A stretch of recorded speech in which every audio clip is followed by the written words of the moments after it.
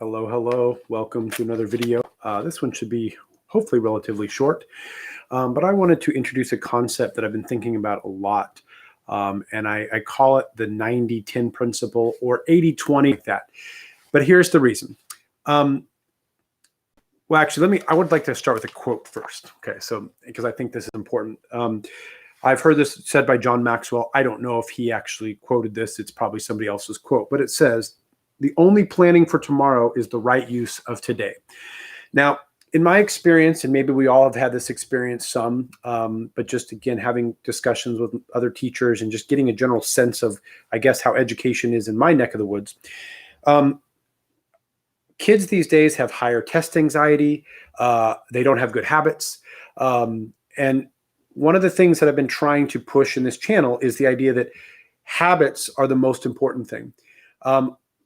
If we can teach kids how to structure their lives in a better way, in better habits, better systems, better processes, I wholeheartedly believe we will get better outcomes in the end, right?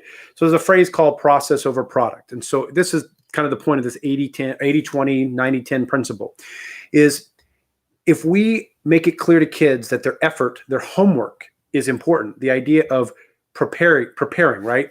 Because the future, think of it, that quote, right? The only planning for tomorrow. So if tomorrow represents the test, is the right use of today, the right use of their homework, the right use of their habits, the right use of their process.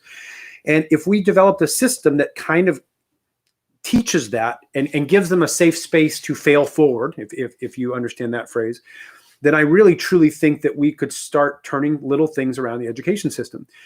Most, I believe, aside from maybe true diagnosable anxiety stuff, most test anxiety is lack of preparedness, right? As a musician, if you're going to go out and perform, you got to be over prepared. You got to practice, right? There's no substitute for preparation, right? Another way to think of it is, preparation. Oh my gosh, hold on, I'm saying this wrong. Preparation relieves pressure. That's what I was trying to say. And the idea is when we're in a pressurized moment or society, whatever. I'm rambling. Sorry about that.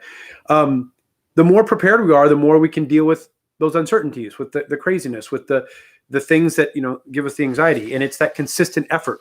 And so again, just kind of to come full circle, I just want to talk about ways that I think if we prioritize homework over assessments, some of the things it would teach. First of all, we just build better habits, right? The idea of setting goals and achieving them, right? This I think is important too. I wrote this to give kids a safe, easy momentum builder, right? So it's hard if you have a test here and then a test here and a test here for kids to build momentum and feel successful. But if they know that they're getting an A because they turn in the homework and that's it, and then they get like a C on the test, but basically they're still going to get maybe a B or a low A because they've been putting in the effort, and then the test is this moment in time and then they can look at did you do your homework well? Is there a way to study better? What can you do the next round? And that builds momentum. It builds this sense of confidence that you can achieve greatness, and and it's through consistent effort. And again, just the idea of preparation. I mean, again, I think in the workforce, if we use that term, you get a job and you come to it unprepared, you're probably gonna get fired, right? But if kids don't know how to prepare for goals in life or moments in time, then they're gonna struggle as adults, right? Because that's really what our job is. Our job is to prepare them for the future, right?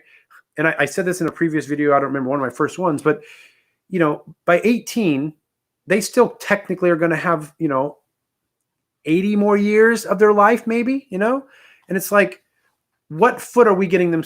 Are we getting them set up on the right foot? Basically, that's another way to think of it. Yeah. And again, I guess this is kind of the last thing. I think it's one of the most important things. I think our society really does value effort. Effort is the key, is kind of the separating factor between two people that are about the same. If somebody gives better effort, that's going to go noticed. And effort is a consistent daily habit.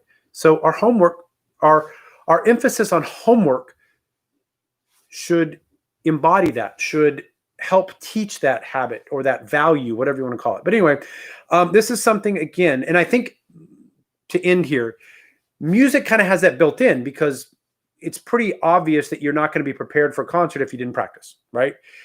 You're not going to be ready for concert if you didn't use the rehearsal time ready or well.